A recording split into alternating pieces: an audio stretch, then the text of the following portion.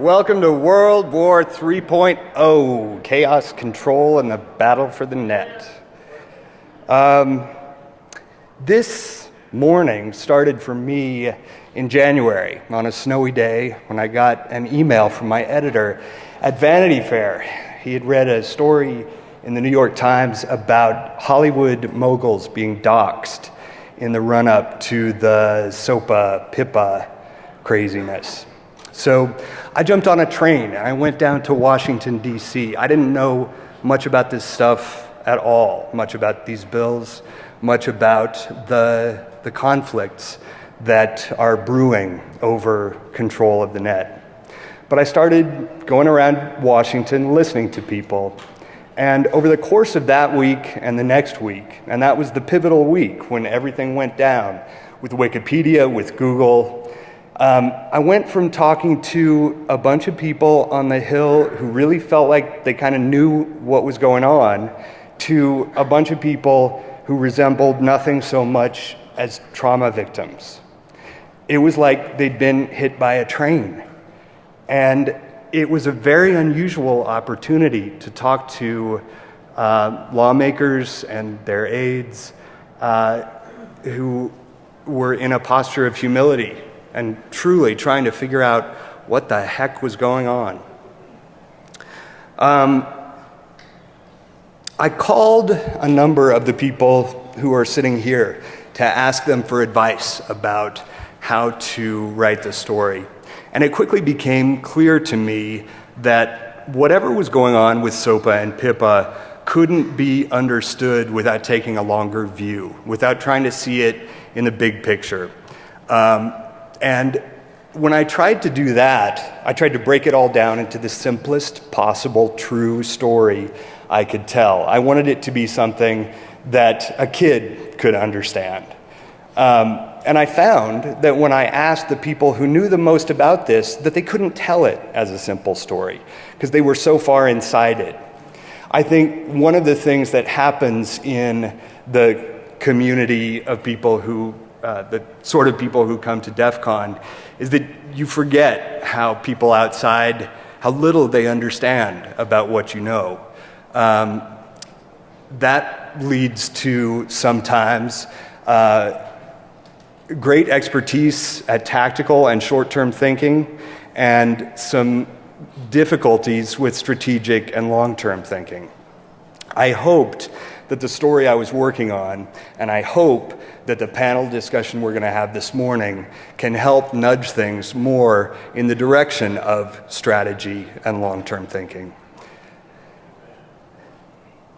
In a conversation with Vince Cerf, I realized, had a sort of light bulb moment, that most of the problems with the net could be broken down into four categories: 2 P's and 2 S's.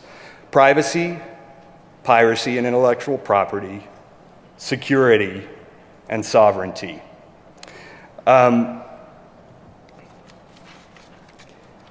Sovereignty, because a boundaryless system flouts geography and challenges the power of nation states. Privacy, intellectual property, information wants to be free, but rights holders want to be paid and protected.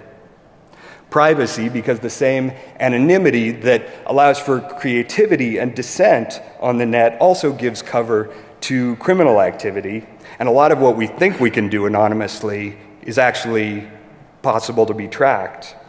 And finally, security, because free access to the internet makes users vulnerable to various kinds of hacking, ranging from government surveillance to remote manipulation of industrial and military processes. The other thing that I learned after I began to be able to organize this in my head was that most of the way we tell the story of the conflicts over these 4 areas is either just wrong or actively unproductive, destructive of the possibility of solving the problems. We tend to talk about these issues as conflicts between a stark kind of order and disorder. That's what this design that the magazine commissioned for the story was intended to portray. They asked me what the artist should think about when he was doing this, and I said, think about Fight Club and the Federalist Papers. So order and disorder, or with apologies to Maxwell Smart, chaos and control. And that leaves out the people with the best ideas and the most pragmatic approach to these problems. People like, I believe, the ones who are sitting here with us.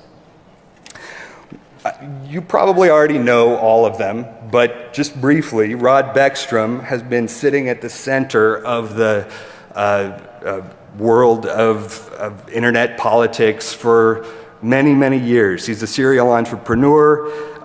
He's been a senior advisor to the Director of National Security. He wrote The Starfish and the Spider, which most of you know, and he recently stepped down as CEO of ICANN, which gives him great freedom to say all sorts of controversial and news-making things this morning.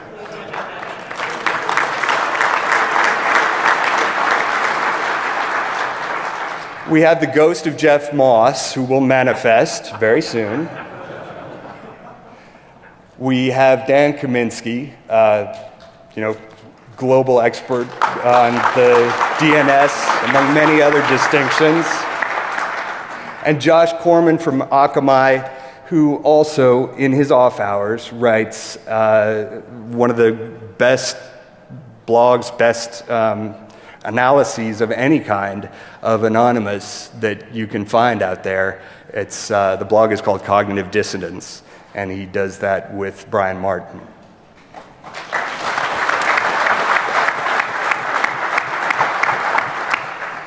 This morning we're going to talk about what organized chaos stands for, and we're going to look forward to an event that will happen in December called the WICET, the World Council on International Telecommunications. This will be a renegotiation of a 24-year-old United Nations treaty called the International Telecommunications Regulations, the ITRs. When the story came out, the feedback that I got was that many people believe it's a matter of some urgency that we figure out what organized chaos really stands for, and they see the WICET in December in Dubai as a pivotal moment in the tension between chaos and control. So Rod will frame for us some of the things that are at stake there, and the other panelists will begin to help flesh out what might be done in preparation for that. In addition to that generalized feedback, there were a number of really specific things that happened. One that were quite exciting. One was that Rod and Nico Sell and Josh Corman all independently had the idea for this panel. Josh was the one who really pushed for it to happen, and I want to thank him for that.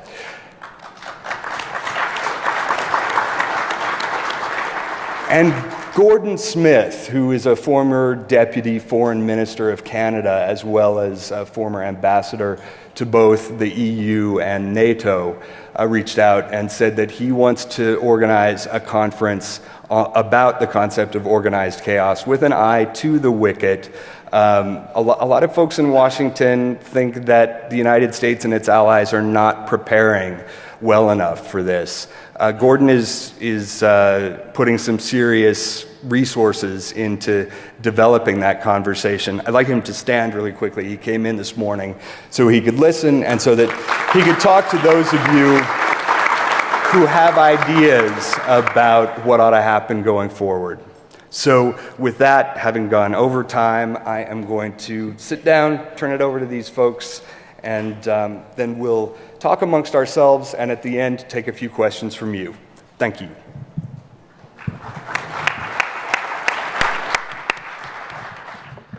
Thank you, Michael, and thank all of you.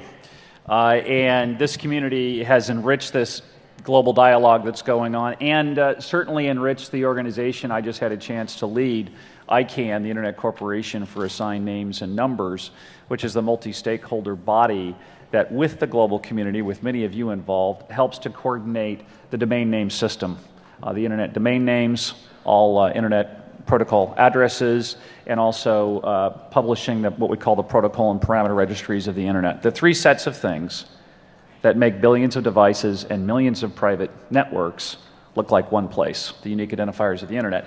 And this community gave us some amazing talent. The Dark Tangent, who remains very dark in this room right now, joined us as Chief Security Officer about a year ago, which was a tremendous uplifting to our security, to the security activities at ICANN, and we're very grateful for that. And Whit Diffie, the renowned cryptographer, also joined us as Vice President of Information Assurance. So we really have benefited from your involvement by giving us those amazing people and through your participation in this process. I'd like to kind of lift this thing up to a very high level, and then we'll probably jump down. I also want to explain, I've worn a lot of different hats in my career. I've been a Silicon Valley CEO and investor for a couple of decades, for a while. Then I worked for the U.S. national government, and then I ran a global institution.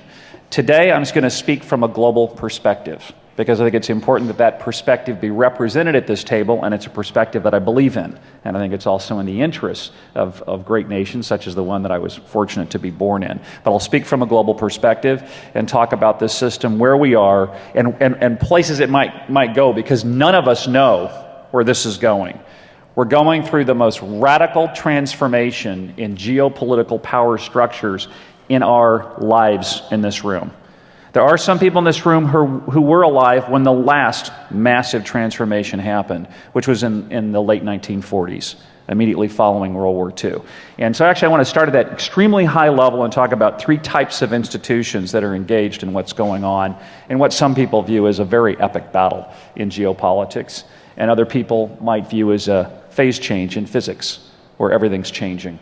And those three structures are, number one, the nation state. And when was the nation state created? In the Treaty of Westphalia in the 1630s, following on the 30 Years' War, which had ripped Europe apart. And it was created as a structure that could then go into bilateral agreements and multilateral agreements to try to secure some peace in Europe. That was evolution one of the nation state, the creation of the nation state. Evolution number two of the nation state came with the Age of Reason and Enlightenment and the revolutions, and it led to representative constitutional governments, democracies and others. That's the second phase, and that started in the 18th century largely and has continued to the present day. But the third big change was after World War II, and specifically as a result of the invention of a new technology called the nuclear bomb. And the nuclear bomb changed the reality of warfare and what the impact and what the outcome could be. And the world was horrified not just by the prospects of two horrible world wars, but what might happen next with nuclear weapons that could potentially wipe out the species. That concern, that fear, that technology led to the creation of intergovernmental organizations on a broad basis in this world, specifically the United Nations, whose mission was to create peace and stability in the world. And by the way, I think that institution plays an extremely important role in peacekeeping in the world, which is a very difficult job, and it actually does it pretty well. But the United Nations was created, and an entire set of bodies underneath it with true granted powers from other nation states. So that's the third evolution of the nation state. And where are we now? We're on the cusp of the fourth. And no one's defined this next structure. No one's defined, and we in this room and the citizens of the world get to help figure out and design what do we do with the nation state model. This will not be the end of the nation state, I predict. It will be a very, very significant evolution. And that evolution is driven by what? Not the nuclear bomb, by the internet.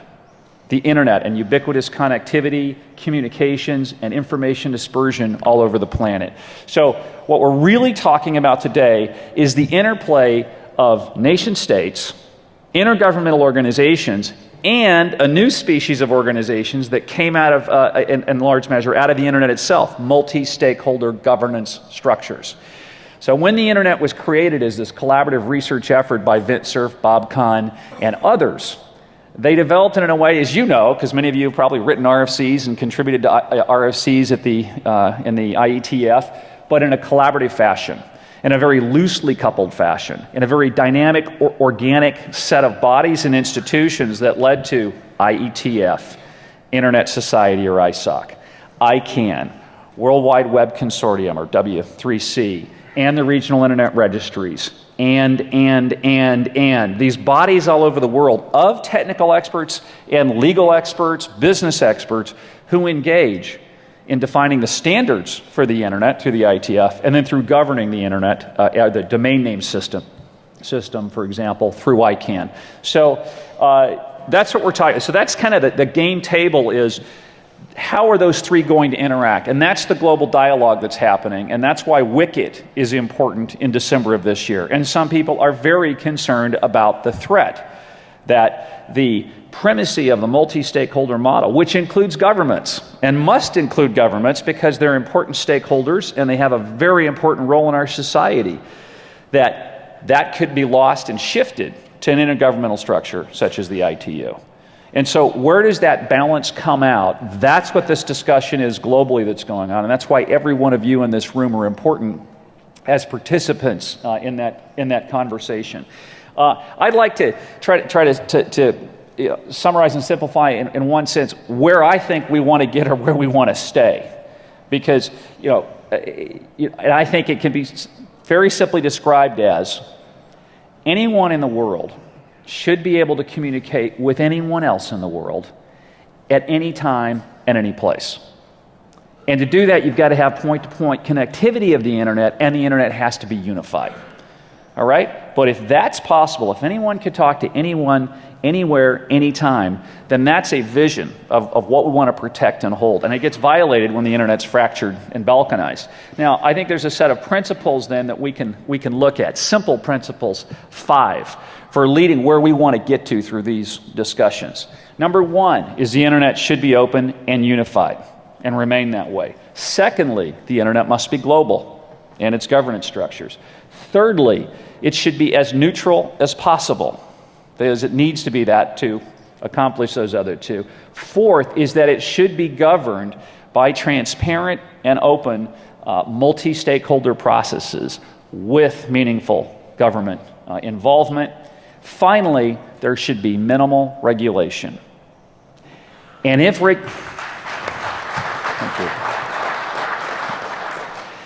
regulation is going to be proposed and introduced, it should first have to stand up to a burden of proof that it's going to add net value to the overall system. It's not enough to say, oh, we see a problem, oh, we need more rules, we need more legislation, let's go fix that.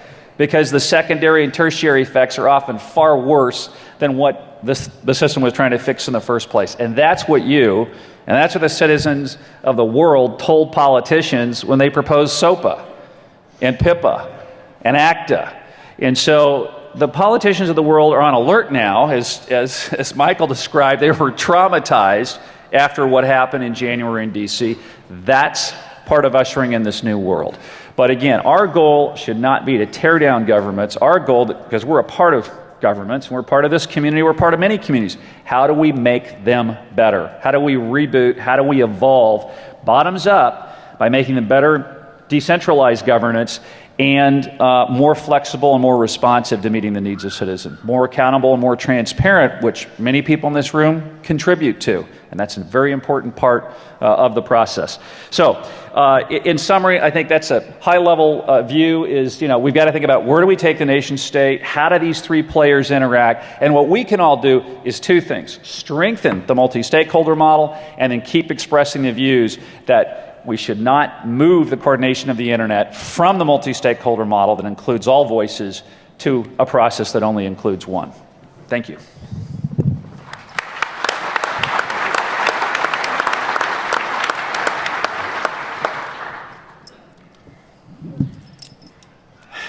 Hey everyone, I'm Dan Kaminsky. I sling packets. Which meant when I started going out to Washington to go talk to politicians about SOPA, it was a rather interesting experience. It was a predicted experience. I was actually told maybe 200 feet out there, Dan, you've now done enough. You're going to be going from a hacker to a statesman. I'm like, dude, I'm going to write more code. Nope, it was right. A really interesting thing that's happened. If you read a lot of science fiction, there's this great quote, we thought we'd have a revolution in energy. What we got was a revolution in information. It's not merely that everybody should be able to communicate with everybody else at any time. It's that people actually want to. That is surprising. Geography has historically been this incredible filter on who interacted with who. I remember the first time I got on the internet, it was like early 90s, and I had like an hour conversation with someone, and I find out he's in Finland. Magic! Oh my God! And it really is, it's not just a reconfiguration of government, it's a reconfiguration of human social behavior that genuinely everything else is trying to figure out. This stuff from Michael earlier about privacy, piracy, security, and sovereignty. You know, you hear these things and you're like, oh yeah, whatever, it's another framework that someone thought up. No, this is actually really interesting. Because when you look at the various forces trying to reconfigure the internet, you see two things. One, they tend to come from one of these four dimensions, privacy, piracy, security, and sovereignty. And two, sometimes they ally and sometimes they're wildly opposed. In fact, in all combinations are there. Privacy and piracy are, right on board for control of personal data.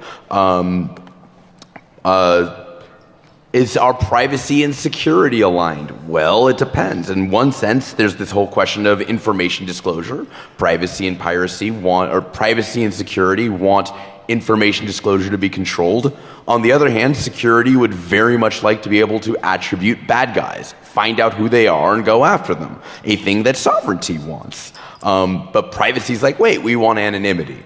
So you have this really interesting thing when you actually draw out the graph. Each of these interests that are trying to reconfigure the net sometimes are totally allied, sometimes are totally separate. But there's a fifth group that's missing from this conversation.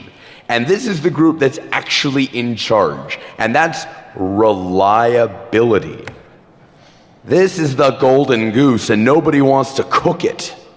It turns out most technology sucks.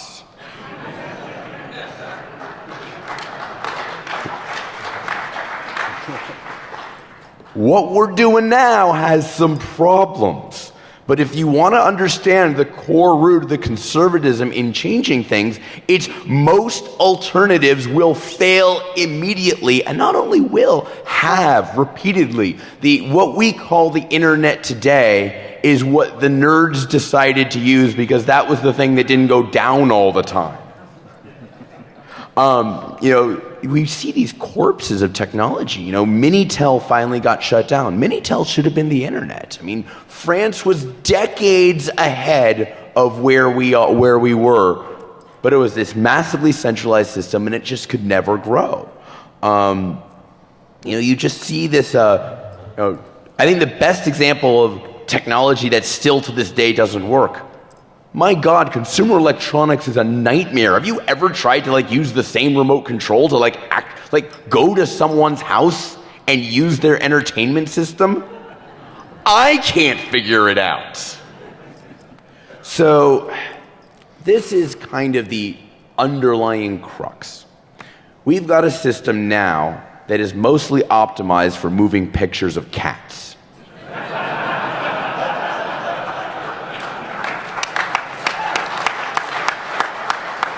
It's very good at it. We'd like it to do more, and it will do more. I mean, we are really starting to get some progress. DNSSEC's a big deal. We can do a lot of crazy stuff with security now that has been impossible. Things will get better, but be aware as we go ahead and re-engineer and re-architect, there's a lot of forces that they're not about reliability, and because of that, they're dangerous. So that's what I got to say.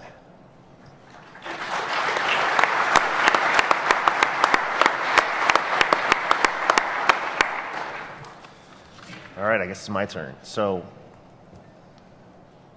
I'm finding the further I get into the hacker community, the more I'm going back to my once useless philosophy degree. But, I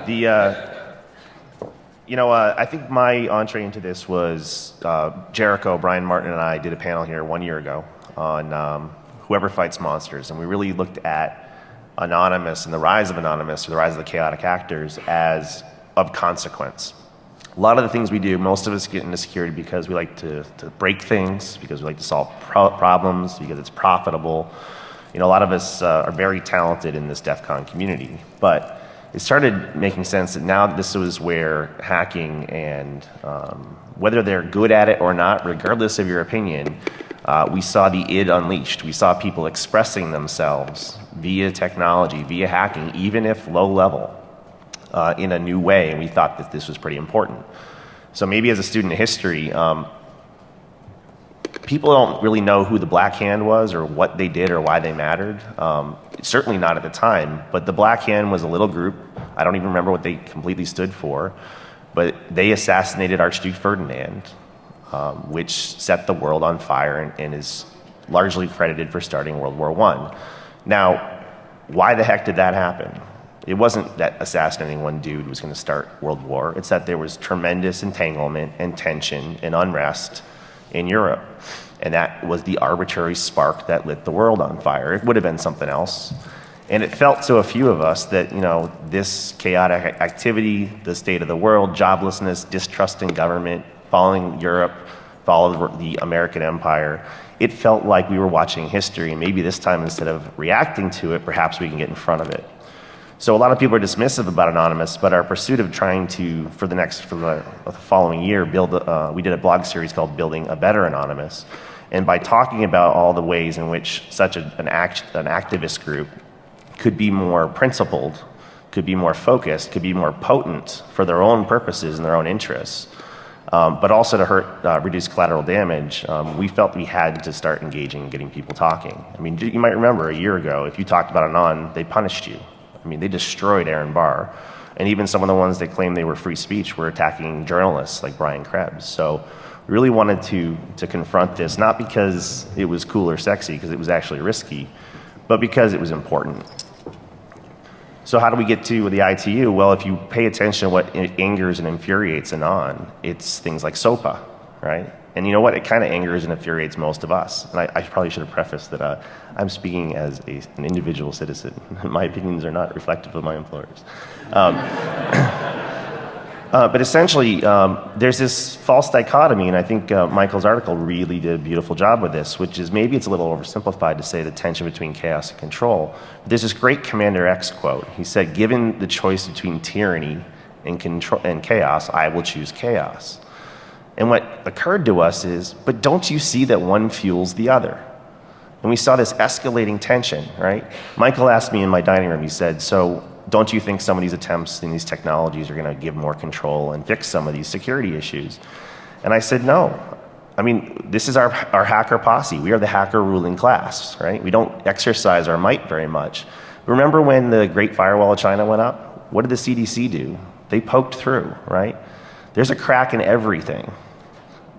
I said, I'm not so much concerned that I said the attempts to control the internet are foolish. They're impossible. I mean, I echo a lot of what Rod says. I said, my concern with Anonymous isn't that they're going to, take over the world. It's that I'm afraid they're going to scare policymakers into being stupid enough to try to control the internet. So really what we wanted to find was what's that beautiful balance point, okay? So if you don't know what Chaos Monkey is, Netflix came up with Chaos Monkey, and in their AWS slices, it's at all times introducing faults and failures. And because of it, because it's kept them honest and vibrant, they were the only web service that was up and running after the April 21st or 24th outage. And it's my belief that a little bit of chaos is a beautiful and vital and necessary thing. But too much chaos can undo rights and freedoms and liberties and stability that it took us hundreds of years in blood and treasure to win. So I want us to be the force of organized chaos. I want us to say when we see threats foreign or domestic to our way of life and the things that we care about, that we need to be a balancing effect and to temper that. And that might mean overzealous, reckless LulzSec types that are scaring people into making stupid policy decisions. And it may also be making sure we have hackers and packet guys testifying to Congress to make sure they don't help the bad guys with silly proposed legislation. So we've been fairly passive, and we've been passengers in this, and we tend to think about, the thing we're trying to crack or the protocol we're trying to fuzz. And I want you guys to start realizing that, I'm hoping that you can realize that we are potentially that ruling class. We can keep the internet just the way we want it, but we're either going to be a force of destabilization or a force of that chaotic order and balance. I don't know what the balance is, but I know that too few of us are thinking about the social impact. How does hacking and cyber affect our lives? I just said cyber. I have to drink. But so anyhow, I don't want to see that black hand moment. And we think that that flashpoint, Michael asserts pretty compellingly that this flashpoint, this inflection point could be the ITU moves in December. And we haven't even told you what those are. I think it could be something else. It could be the London Olympic Games. There's a lot of physical surveillance, a lot of physical security. People feel spied upon. You have a lot of people that are angry and jobless. It could be the RNC and DNC protests that are talking about bringing Molotov cocktails on both sides. So I don't know about you, but my country doesn't resemble what it used to a few years ago, right? We have very high jobless rates, very angry people. And the disturbing turn is that instead of looking to fix their system, people are increasingly leaving it and working outside of it. And when you feel disenfranchised and disempowered, in lieu of a better organized alternative, what we have is what you've seen with Occupy, with LulzSec, with Anon. So we wanted to at least frame that you can't be passengers. No one's going to save us. So one of the things Michael and I, had a very honest phone call about was we were looking for who the grown-ups are. Like, who's in charge? Who's paying attention? Who's figured out how big a deal this is? And there are no grown-ups. It should scare the bejesus out of you, but you are the grown-ups. So, Suckers!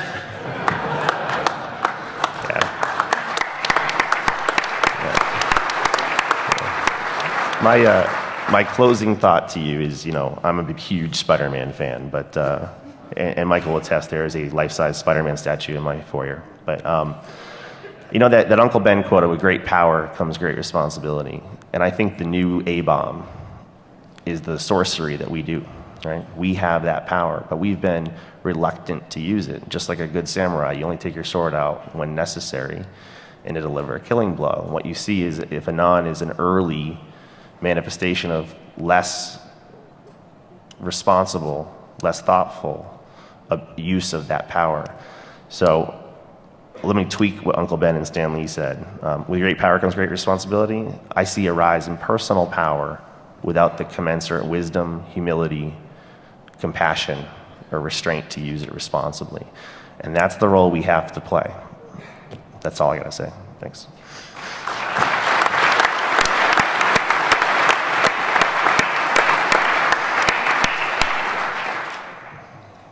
Josh went to the trouble of making these slides for us, and I completely forgot to use them. So here's one that has our contact information, which I'll put up as I ask the first question to Rod. I wonder if you could tell us a little bit about the details of what exactly is being proposed for the Wicket, how it could change our use of the internet, our lives on the internet. And I wonder if you could then also address the question of what might be the role for this audience, or the variety of roles that people in this audience could use to get involved and be part of that discussion. Josh just talked about galvanizing as a force of balance or a force of destabilization. And I wonder, having been inside the system to the extent that you were, what you see as the role for those outside. Sure. I'm going to borrow this microphone for a second. So there's a number of different categories of proposed potential changes.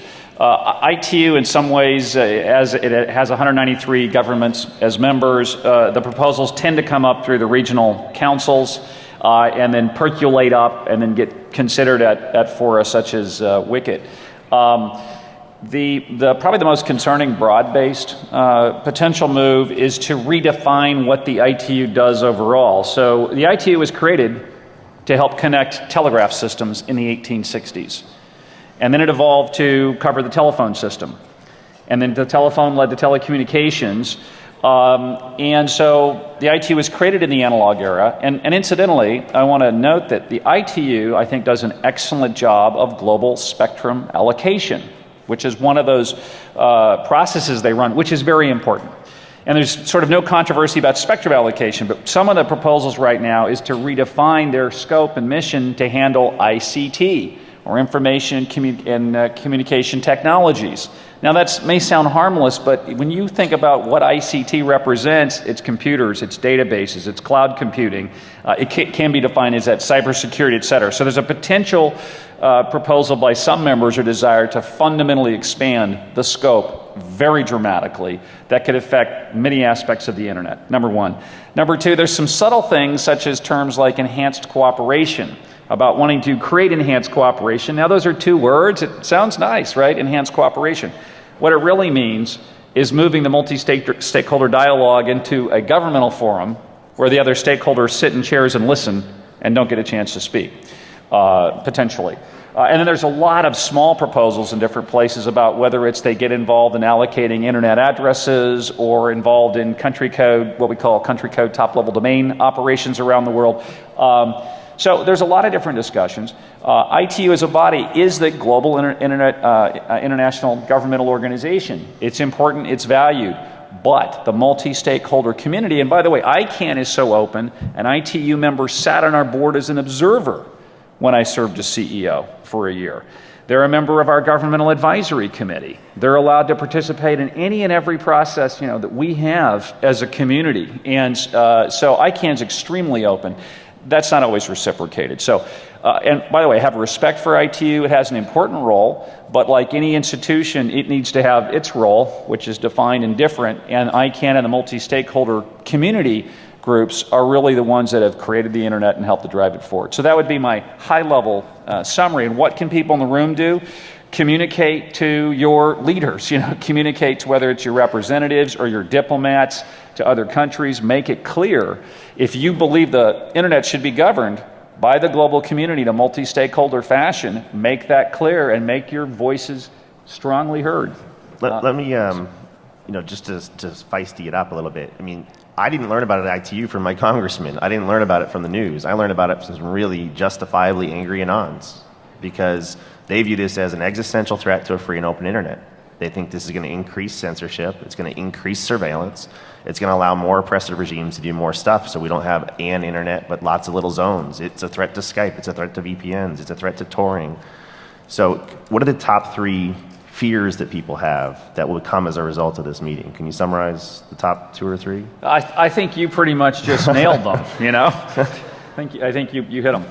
So, I mean, that's the concern. It's that, and we talk about transparency and the need for transparency, and Anon's furious, justifiably, because it's been the opposite of transparent. It's been opaque. I can't figure out what to read and educate myself on. There's very little unless you're the one delegate from the one country model. So it's been very opaque, and it has such an impact on what we care about that it's very troubling. This is why there's a hornet's nest, and I believe right after this happened, that's why we think it's a flashpoint. That's when it hits the fan. So a lot of you couldn't spell ITU until we brought it up today. So we're really hoping to put a lot of eyeballs and a lot of hackers on this. To the point about communicating with your leaders that Rod made, as well as the one that Josh made earlier about the fear that he has that folks are going to be stupid enough to scare lawmakers into locking down control. I wanted to add an observation that I made about the time that I was spending with people in Washington in that pivotal week, which is that we also need to be,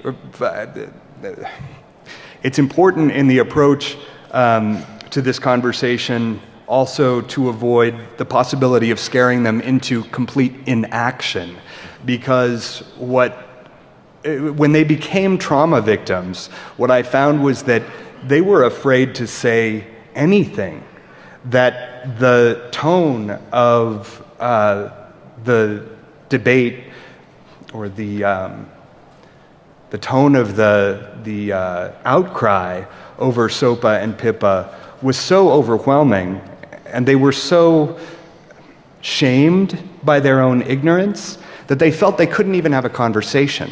They felt they couldn't ask a question. And that's a really frightening situation. So I do want to say one very important thing. I'm actually a believer in democracy now. I had this great conversation. I'm in this, talking to the senator's staff, and they say, "Oh, do you know anyone from the senator's state who knows anything about this issue?" I'm like, "I happen to. Would you like to talk to a constituent?" They're like, "No, that won't be necessary. We've received 16,000 messages from our constituents."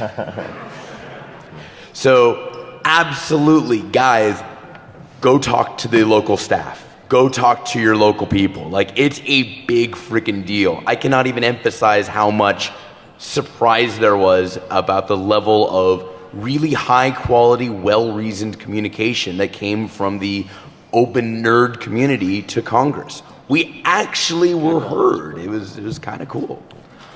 I just want to build on that and say, in fact, Dan did a superlative job, among others, Vince Cerf, many other people, of going to the Hill early this year, many times in the past, but going and sitting down with our political leaders and representatives, educating them on what happens when you try to change these policy frameworks and you don't respect the technology, the underlying technology. Yeah. And so there's an ongoing education process that's necessary that all of us in the room with so many technical capabilities can contribute to, and worldwide. And that's important. We shouldn't assume that politicians and leaders that have to deal with such a huge range of issues are going to understand how the DNS works, or what DNS filtering does and how it damages the unity of the internet. So there's a lot of education needed. Dan did a superb job, and we hope to see a lot more of that. Yeah. I've had a lot of good, rich interactions with some of the really moral anons, the ones that are really doing this not to just have angst and anger, but to try to work and contribute to the system. And one of the sentiments that keeps coming up, I have a couple DMs and tweets here, but some of this comes from a total loss of faith in the system, right? They think the private sector's corrupt, the government's corrupt, they're ineffective, they're out of touch. So this was a natural emergent property, right? So again, if you want to call it on skids and whatnot, that's interesting, but it's a natural emergent property, and some of them really are trying to do some really good things. Some of them are like the Joker, we saw a lot of really aggressive and nasty stuff, but what that says here is, we have to forge new forms of participation. And if that's really why we try to get them engaged in a dialogue in this Building a Better Anonymous series, and it's not like I wanted to waste a year of my life with Jericho because he's a rabid squirrel. But it's that, by talking this out, I look at things like the ITU or things that follow it. Maybe we vote down SOPA because it's, ridiculous, but something's going to pass at some point. And the question is, is the emergence of something like Anon, which might be low barrier to entry and low upper bounds impact, a good blueprint and template for what a better one could look like. I'm not sure the existing Anon is up for the job of the fallout of the ITU. But I know this room could be. And I'm not going to try to be a commercial for this, but there's going to be an excellent panel on Anonymous in this room at 5 o'clock. Come. I don't care if you think it's dismissive. Come and hear it out, because there's some people that genuinely want to make the world better. They're trying to fight for anti-censorship, anti-corruption, anti-surveillance. These are things we kind of care about. So don't judge them, mentor them. And then later tonight, there's also in the same room the We Are Legion documentary, which is fantastic. It's probably the most compelling narrative of how it emerged and what's been driving and fueling it. And it's funny as hell too. But this is probably not something you want to dismiss as skitties. This is probably something that's finally high time to educate yourself on and get involved in, because the idea and the emergence is necessary. It's just not fully formed yet. I guess I realized last night I'm an activist. And I think a lot of you are too. I just want to be responsible and effective about that. We've got a few minutes left. Does anybody have any questions? One in the front.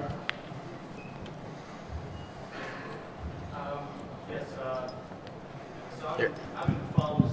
Come here. Come here.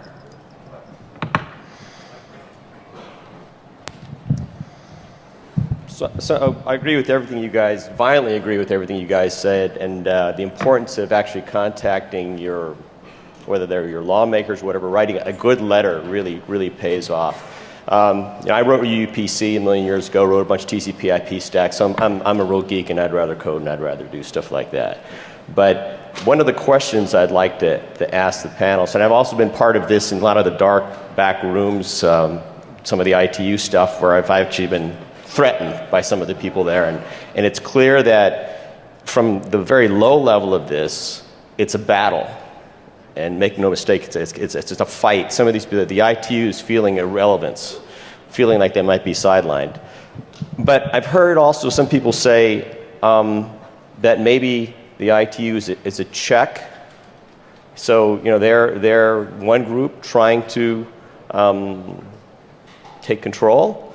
And the existing systems are what has worked for a long time. And so, what do you guys have to say to the idea that it's always good to have something like the ITU or somebody out there that's keeping us all honest in a sense?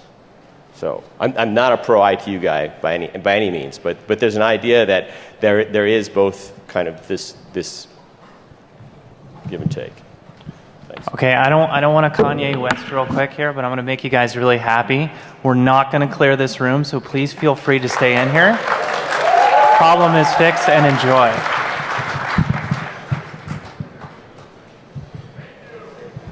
Just a quick response to what Rick said. And by the way, Rick Lamb led the DNSSEC key signing effort and the whole key signing process development for ICANN, which was an amazing global collaborative effort and has been successful in bringing crypto into the root of the internet. So thank you for that, Rick. And I think, and Rick, I actually want to make clear too, as I said, the ITU has an important role, and personally I had very good dialogues and cooperation with the ITU leadership and organization. But what we're talking about here is scope and roles of organizations and how the internet should really be coordinated in its evolution. So it is an extremely important process. Michael, back to you. I'd just like to say, has anyone here ever read an ITU spec? I'm so sorry. I tried. That alone is its own answer. No, but on a very serious basis, like the status quo we have right now, for all of its warts, has a really powerful free speech, open communication, open governance model. And when I think of those three things, I don't really think ITU. So that's where I come from. Another question right there. Perfect. There you go. So this is a very political question. When SOPA and PIPA came up, I spoke with, I'm a Silicon Valley girl, so I spoke with my Pelosi, Boxer, and my my House rep. Both Pelosi and Boxer lied to us about their involvement, or their staff lied, writing letters and stuff afterwards, so I am, for the first time, very unconfident in my ability to get the information. And I can hear from you that it was out of fear, probably, because they were so overwhelmed and such like that. But how do you really get through to these folks, and how do you make a change on that level? I can give you one piece of information, which is none of them realized how powerful we were. They didn't realize this self-organizing thing was going to happen, and it totally did. They also didn't realize that there was any sort of, from the perspective of all the Congress people that I spoke to, this was really just seen as a bipartisan jobs bill. Everyone's on the same side. What could go wrong? And the idea that anything could happen to security or freedom or the ability to make websites, it just wasn't on their radar until right at the end. And then, oh my God, it was. We're going to take questions across the hall for the next hour, so if anybody wants to come over, please do. Thank you very much. Thank you.